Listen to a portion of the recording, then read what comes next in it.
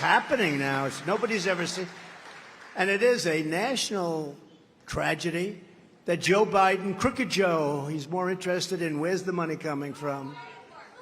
To him. He's interested to him. How about all these things with the 30 corporations and the this and the that, the money flowing in, everybody getting money coming in from China. How can you be tough in China when they're paying you a lot of money? And see, they know too much. You know, we have a compromise. We have a Manchurian Candidate.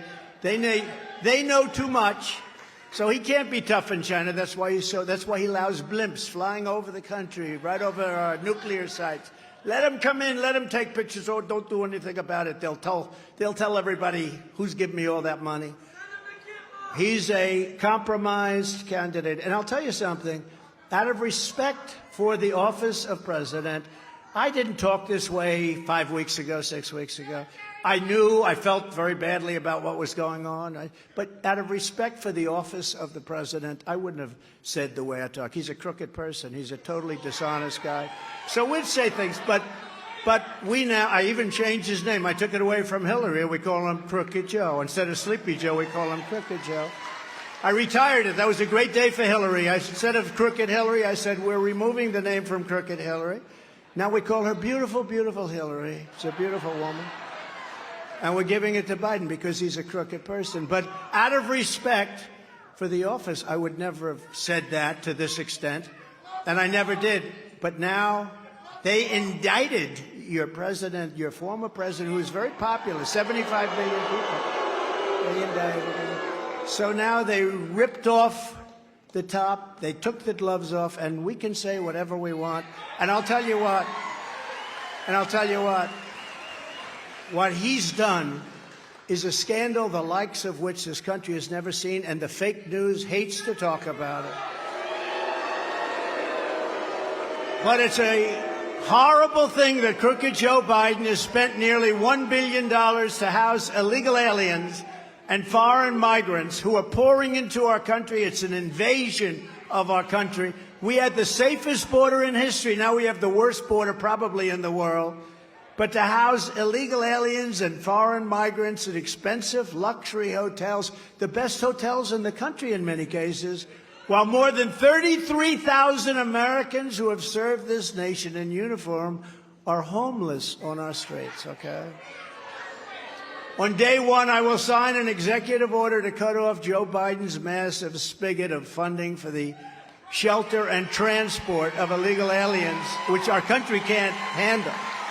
And I will redirect that money to provide shelter and treatment for homeless American veterans. They'll be treated properly.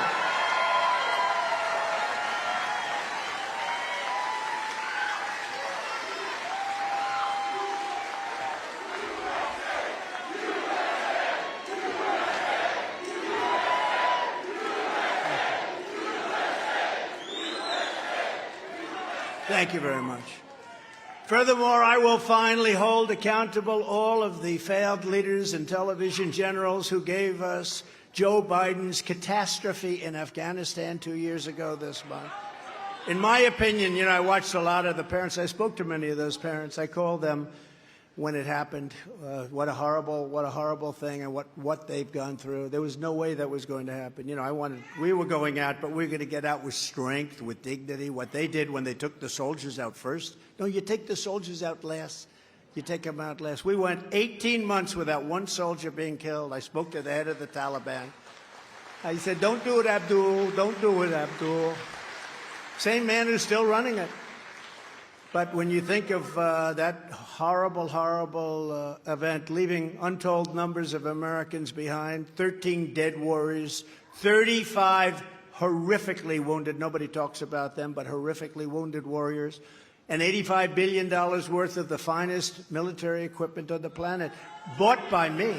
You know, we rebuilt the military. I rebuilt the entire U.S. military. A lot of that equipment was brand new, bought by me. It was the single most embarrassing day in the history of our country, in my opinion. I think it was, and I think it probably was what led Putin to say, this is the time. That country has had it. Because I guarantee you one thing, Putin was not going in with me, and neither was she going in China into Taiwan. But Putin was not going into Ukraine.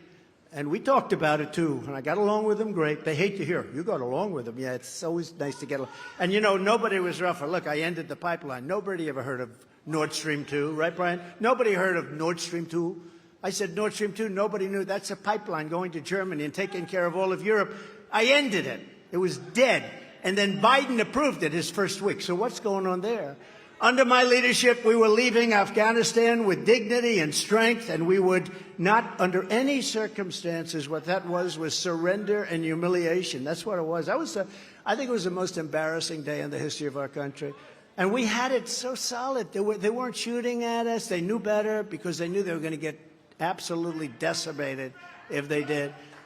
When I returned to the White House, we will restore peace through strength. That's what we had. We had peace through strength.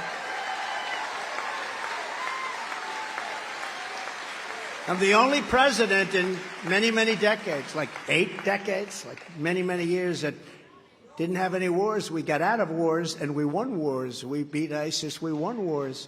But we got out of wars, and everybody respected us. You know, 3 years ago, we were very respected. We were very respected. They didn't play games. Nobody played games, including trade, where we get screwed by everybody. We made great trade deals, even with China. They buy $50 billion a year because of what I did for our farmers and everybody else. And we were respected, and they didn't play games. We took in hundreds of billions of dollars through tariffs on China.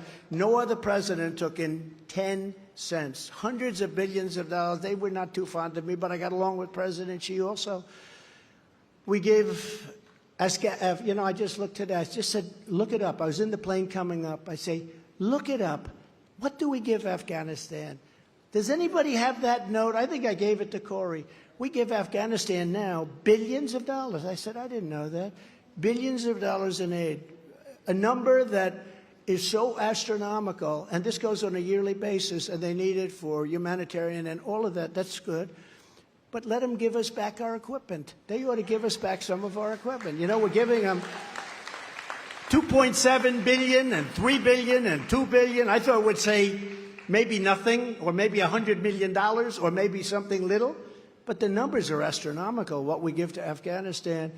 So that should be a condition of the continued aid. I mean, I don't want to hurt people, but they took $85 billion worth. They didn't take. We left because we were fools. We were stupid. We were stupid. I remember a certain general saying, sir, it's cheaper to leave the equipment behind, sir, because we were going to get out. But I would have kept Bagram, because Bagram is one of the biggest air bases in the world. Bagram cost us billions of dollars to build many years ago.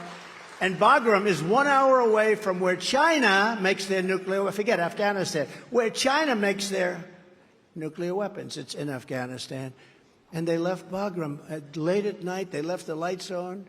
They left billions and billions of dollars, 1 hour away from and now China will soon be occupying that incredible base that we built many, many years ago. It's so sad. I mean, these people are just horrible. They're horrible.